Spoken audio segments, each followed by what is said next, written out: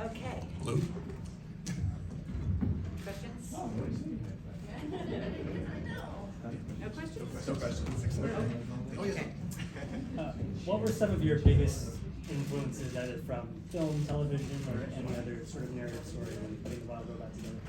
Besides the actual book itself, that's still. I mean, there was a lot, and Chris can certainly add on to this. One of the big ones was Disney's Bambi, and the artistic license that they took in depicting realism. Another one was E.T., and actually our animators did a lot of reference to Buster Keaton and Charlie Chaplin for how to pantomime our robot character, since she doesn't have any moving facial features, how to look at the great silent stars for how to convey comedy and emotion through their body performance. So many things. When I was a kid in Denver, Colorado, there was Channel 2 was the channel. They didn't have a lot of money, so they played lots of old films. And there was this one Laurel and Hardy film actually called The Air Raid Wardens, and there was a moment from that film that I never forgot, where everything was so silly and it's a Laurel and Hardy film, but there was this moment where it was all about them. They couldn't get a job. Nobody in the military wanted them, so they got this job in civil defense. And all they had to do was go around and tell people to put their lights out, and they got a helmet and a whistle, and they loved this job. And of course, they mess it up, and there's this moment where they have to give their equipment back. And the thing that blew my mind as a kid was all of a sudden Stan Laurel stopped being silly, and he had this really heartfelt thing that he said. And I never forgot that, because it almost worked better because he had been so he'd been sort of zany through the whole time, through the whole film. And suddenly he said this thing that was really meaningful, and that stuck in my head my whole life.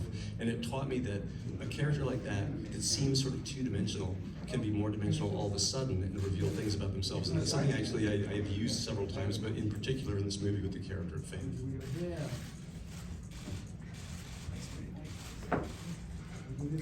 I'm curious what your thoughts are.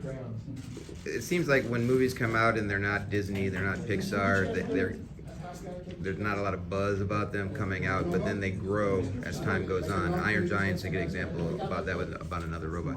I noticed that when Wild Robot came out, and as time's gone on, people are starting to discover it later from its initial release and talking about how amazing it is.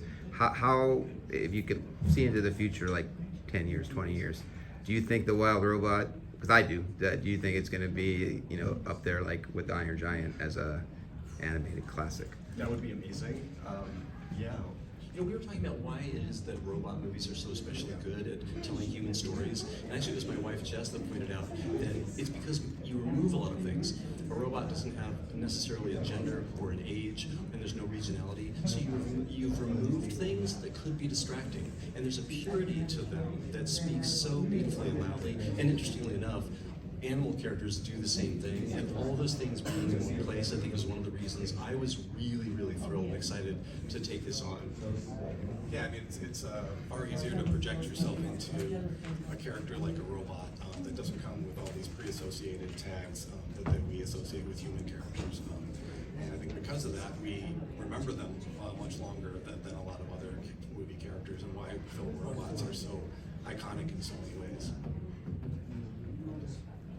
I'll just say I brought my 3-year-old son to the movies 2 weeks ago to see it, and he loved it. Amazing, thank you. Thanks for going to see it. He's a little young, but Yeah. I've only been to the movies once before that.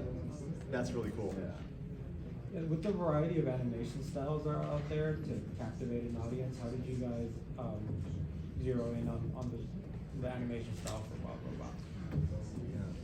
Well, I'll tee it up and then we can take it home.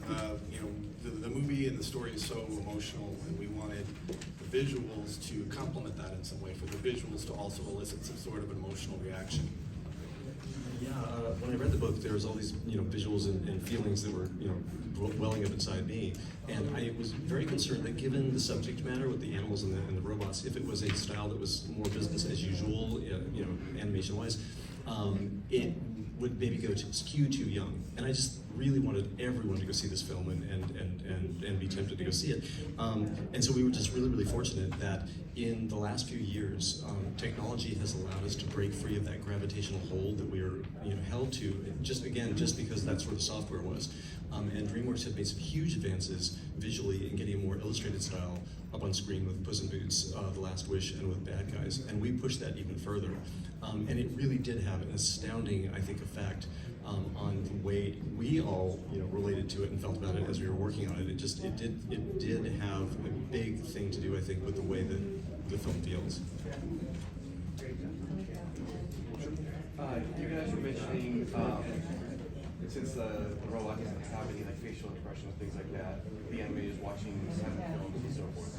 Were there any bring humanity to the robot? Was there any emotion or anything that you found difficult trying to portray during the film? I think a lot of credit has to go to Lupita Nyong'o and her vocal performance, and she worked very, very closely with us and with Chris.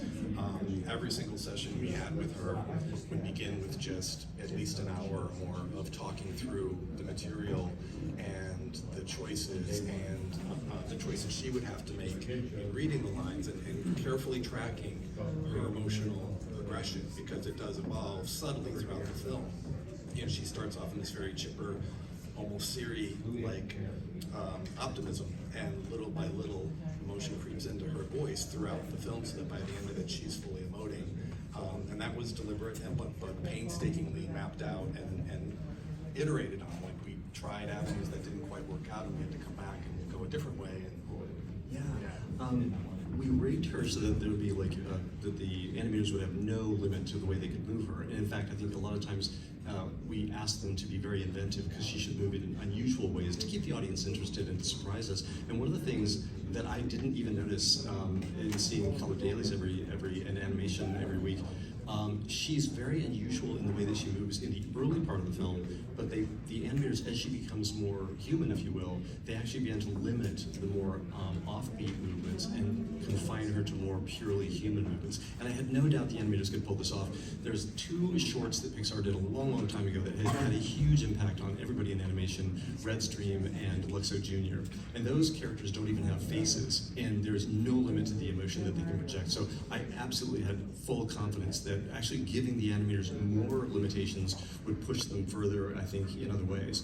For example, in Peter Brown's book, there's a very simple mouth indicated in his illustrations on Roz, and I insisted that they remove that the only thing that would be articulated on her face would just be these big, expensive eyes. Otherwise, it was just, and some people actually have said after they've seen it that they didn't realize she didn't have a mouth until later. So that's a real tribute to their ability to project that stuff. Thank you so much. Thank you.